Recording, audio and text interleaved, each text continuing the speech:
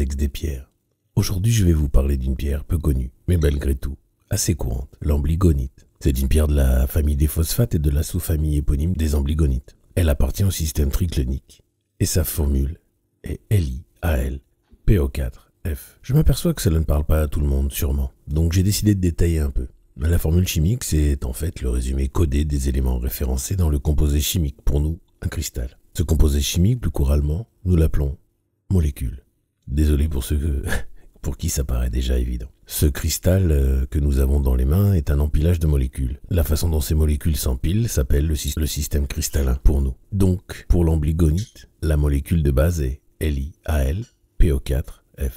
Cela signifie que dans une molécule d'amblygonite, il y a un atome de lithium, Li, un atome d'aluminium, Al, un atome de fer, F, et une molécule de PO4, phosphate. Je pense que je vous présenterai comme ça dans les prochains épisodes. Revenons purement à l'amblygonite. Elle était découverte en 1817 par August Beutraupt, qui la nomma ainsi à partir des termes grecs amulysgonia, qui veut dire angle émoussé. C'est une pierre qui se trouve couramment dans les mines de tourmaline et de topaze. L'amblygonite est de couleur jaune ou perle le plus souvent, et elle est translucide, voire transparente. Il en existe d'autres couleurs telles que bleue, verte, grise ou rose, en fonction des autres minéraux présents autour d'elle. Il faut faire très attention quand on en achète, car on la confond très souvent avec du quartz ou de l'albite. Je vous encourage, en conséquence, de vous en procurer uniquement auprès de commerçants de confiance. On trouve de l'amblygonite en France, en Allemagne, en Suède, aux USA, au Canada, en Inde, au Myanmar, en Namibie.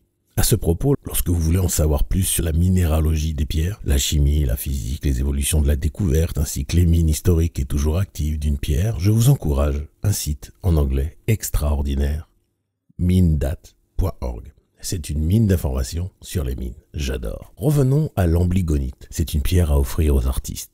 Elle est reconnue comme inspirante et particulièrement prolifique sur la production des poètes et des musiciens, mais aussi pour les autres types de créations. L'amblygonite agit principalement sur le côté psychologique.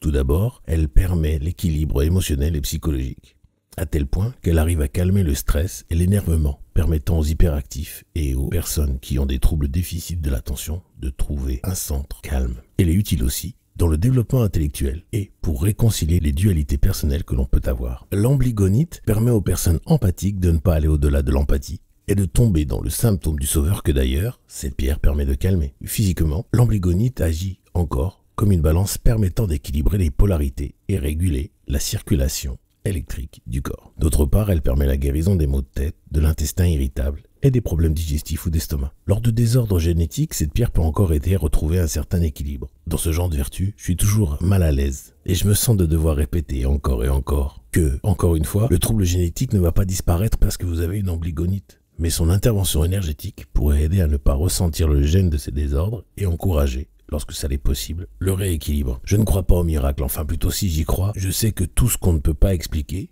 et que l'on enveloppe sous le terme de miracle est un ensemble d'événements énergétiques qui ont enchaîné un résultat qu'aujourd'hui, nous ne sommes pas capables d'expliquer par la science.